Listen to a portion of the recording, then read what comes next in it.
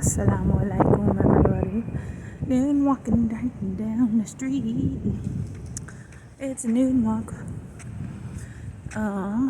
Today I was thinking about the differences in the afterlife, in thinking about what Christianity says about it versus what Islam says about it.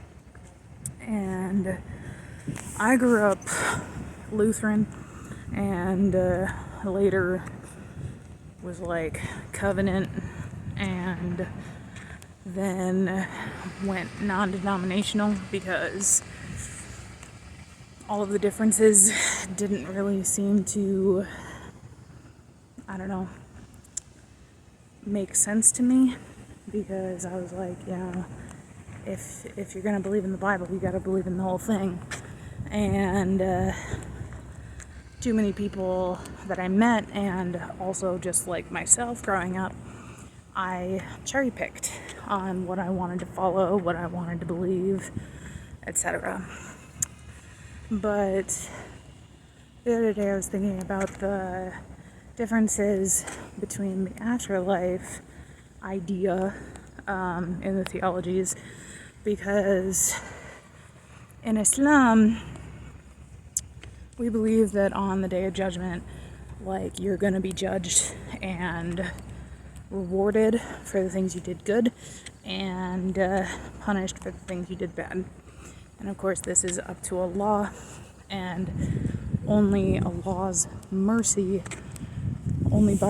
mercy are we able to enter Jannah, heaven, without any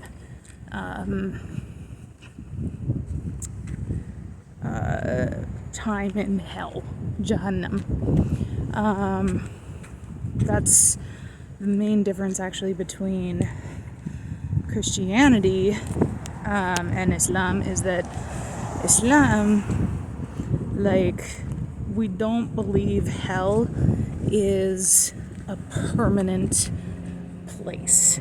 We believe that everyone who is given punishment or sentenced to hell, they will be in hell for however much time Allah has designated for them, and when they have been cleansed from the hellfire, they cleanse with the hellfire, then they will be rewarded for the things they did good in life, which means then they go to heaven. And depending on, which level of good deeds they did, that's where they end up in heaven. Because in Islam we believe there are 7 layers of heaven, the highest, most honored reward being that you would be able to see and speak to Allah directly. And the lowest level being where the stars and space is, basically. But all of this being that we have no gauge or guarantee or anything that will get us into heaven. Now, Christianity, depending on what denomination you follow, but for me, growing up, Christianity believes in the duality of heaven and hell, and that these are permanent punishment places, that if you go to hell, you're in hell for eternity, and if you're in heaven, then you're in heaven for eternity. But there is no accountability or punishment for the things we did wrong in that duality. Like in Christianity, what I was raised with is that if you do get punished for the things you did bad, it's literally like a scale tipping in balance. So if you did more bad things than good, you go to hell, and if you did more good things than bad, you go to heaven. Which always kind of like, to me, seemed like a very black and white kind of cop-out of explaining how Judgment Day works. And I think a lot of people, regardless of religion, who want to have some sort of control or idea of how they're going to be punished or in what way. It's interesting because, they have this idea that, they're guaranteed heaven if they believe Jesus died on the cross for them. And they believe he, saved them from their sins. So, in Christianity, regardless of a duality, they have, a get-out-of-jail-free card by saying, I believe Jesus died for my sins. And I understand and believed as well that level of acceptance of Jesus into my life would guarantee me heaven. But then as I started exploring other religions and asking questions about Christianity and how Allah is just, so wouldn't that mean that everyone is punished according to what they did bad and rewarded according to what they did good? And in Islam, this idea opens up a bigger and more encompassing view of Allah's mercy, I believe, because if we are to presume with Islamic theology that you will be punished for what you did wrong and rewarded for what you did right, only the mercy of Allah gets you into heaven without any punishment. Only the mercy of Allah. And based on how you lived your life in, sincere, genuine, wanting to help others, wanting to be a good person, in as much as what you have control over, it makes more sense to me, logically, that if Allah was all merciful, most merciful, that He wouldn't want us to spend eternity in hell. He wouldn't want us to spend eternity in hell. He is the only one who can judge based on people's lives, whether they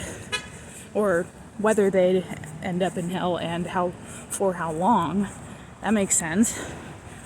But if we are going to be judged for everything, it would make sense that we would be not only punished, but rewarded for everything we've done in our lives, based upon how Allah sees our deeds.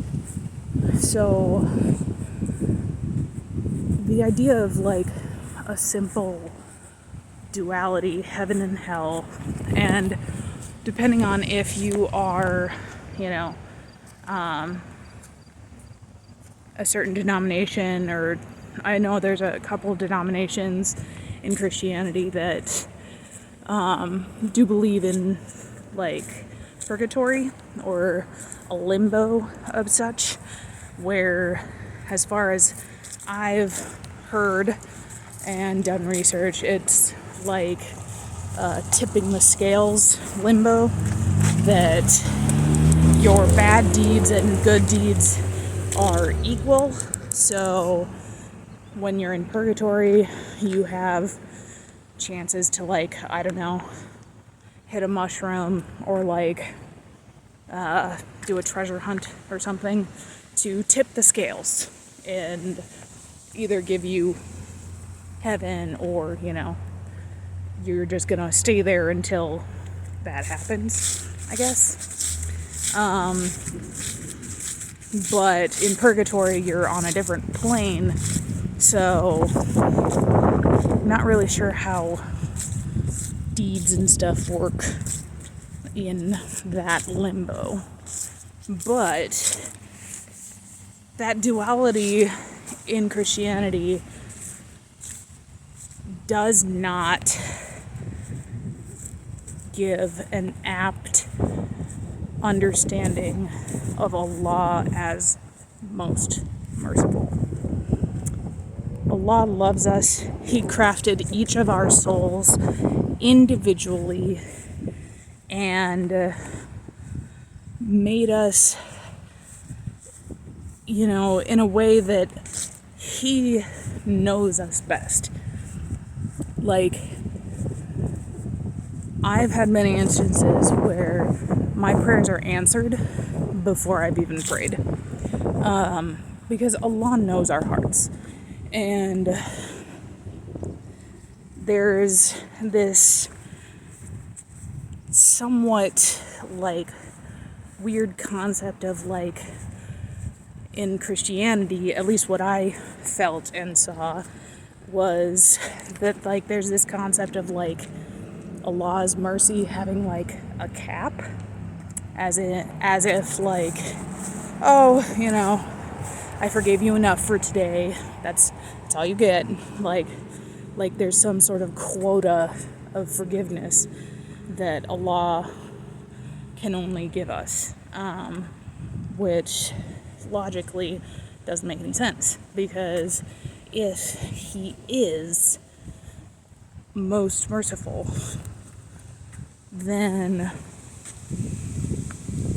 He will give us every opportunity to ask for forgiveness, and He will give us time to sort out our heads and our hearts and make a space where we can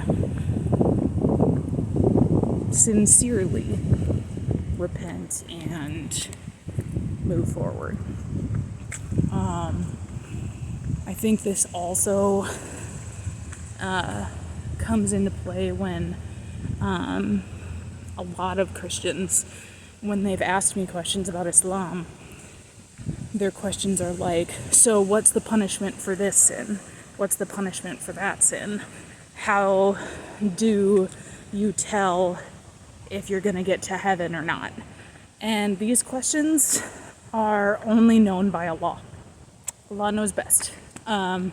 We cannot say what the punishment is for certain things unless it's noted in the Quran. And even then, like, Islam has a more encompassing understanding of humanity, in that it tells us, encourages us to test and question and research, because Allah knows we are intellectual beings. So when I would ask questions in Christianity about these things, and people would tell me, oh, if you really trusted God, you wouldn't be asking these questions. And it was always really frustrating because that didn't make sense. Because there were too many answers, opposing answers, especially when it came to theological questions about, like, does Satan have any power? Like, what kind of influence does Satan have over us? Or is it something, really, if we are to understand free will as free will, like, Satan is not able to steal souls. He doesn't have that power. He can whisper and, like, try and get you to go his way, but he can't physically or, like, do anything to, like, mess you up. But then I've learned that in Islam, like, shaitan and other jinn, which is a type of being Allah made from fire, they're on a different plane than us humans, but, like, Allah did give them permission to be able to interact with us humans. Shaitan, especially, because in order to have full free will, in order to have complete free will, you have to be able to be susceptible and completely uninhibited in how you are influenced, in the influences around you. There has to be a balance of evil and good. And this, for us to be able to make a determined decision, it's the same reason why, like, when a previous pastor had asked me, like, why did you leave Christianity? And, or he also said, you know, like, you were such a good Christian, as if that was a calling point, to get me to, revisit Christianity,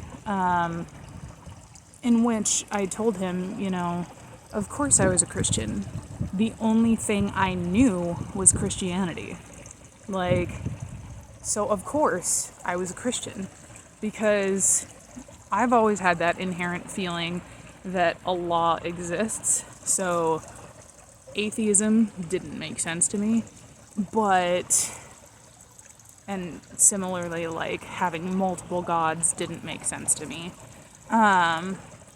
But if all I knew, my entire family, the community we were in, as far as accessibility goes, if all I knew was Christianity, and I only had a somewhat idea about other religions in vague context or, like, cliff notes, like, of course I was going to be a Christian.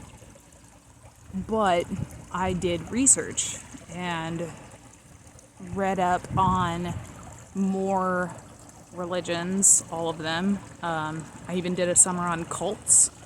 That was bizarre. But, you know, I researched for like 6 years before, like, attempting to look at Islam and seeing what Islam said. And Islam just made sense. It's logical. It makes all of the things, for me, fall into place. And I've had conversations with people about, you know, them saying, oh, well, I did all of that research too, and I chose Christianity. Good. Like, good for you. Like, you found what works for you. Like, I'm not opposing or against other people or trying to force other people to believe in Islam. Like, I can answer questions as best as I can, And if I don't know the answer, I can just say, I don't know the answer. Like, I will research it and get back to you. And trying to make a space where there's more time to respond to people. Because I think one of the biggest problems in having heated debates or discussions about religion is that people just don't take the time to think about a question before answering or saying, I don't know. Like, it's not a crime, nor is it proof of your, lack of knowledge or proof of, like, a negative thing about you, as in, like, oh, you don't know anything about your religion, so how can you say that you really are that religion? Like, that kind of back and forth wastes time, and also the time isn't being used well to talk about the differences. It's not a matter of, like, fighting over who's right. It's a matter of figuring out for yourself what works and coming to peace with that. And I actually just read a Hindu proverb the other day, and paraphrasing, but there's 100 ways up a mountain, and they all reach the top. And of course, the people who will waste their time are the ones running around the mountain telling everybody that they're going the wrong way. Some paths up the mountain are, like, paved. They have porta potties. There's, like, little, rest areas as you go up. Other parts of the mountain are sheer cliffs and just, like, drop-offs and dangerous intensity. And depending on where you are when you start figuring this stuff out for yourself, like, you might not be on a nice, comfy path getting up a mountain. You might not be there. You might be on a cliffside, or, like, a boulder side, or, like, like how those goats, like, stand, like, on the tip edge, and they're, like, just chilling. So, how do they do that? Like, SubhanAllah, nature. But there's all of these ways up a mountain, and as a Muslim, I fully believe that everyone is going to reach Islam, or if not Islam, they'll reach Allah in one way or another. I believe everyone's going to make it, but I also believe everyone is on their own timeline. Like, I can't tell you that you have to believe what this right now for, like, no. You need your own time to process and figure stuff out for yourself, and Insha'Allah, your sincerity will lead you to the truth. And I believe that's Islam, but that's what I believe, and it's okay if you don't believe that. So that's just what's on my mind a little recently, but yeah, love and hugs to all y'all cool cats. I really like calling people cool cats, really. It makes me feel jazzy. Oh, like super jazzy. Alright, well. Assalamu alaikum warahmatullahi wabarakatuh.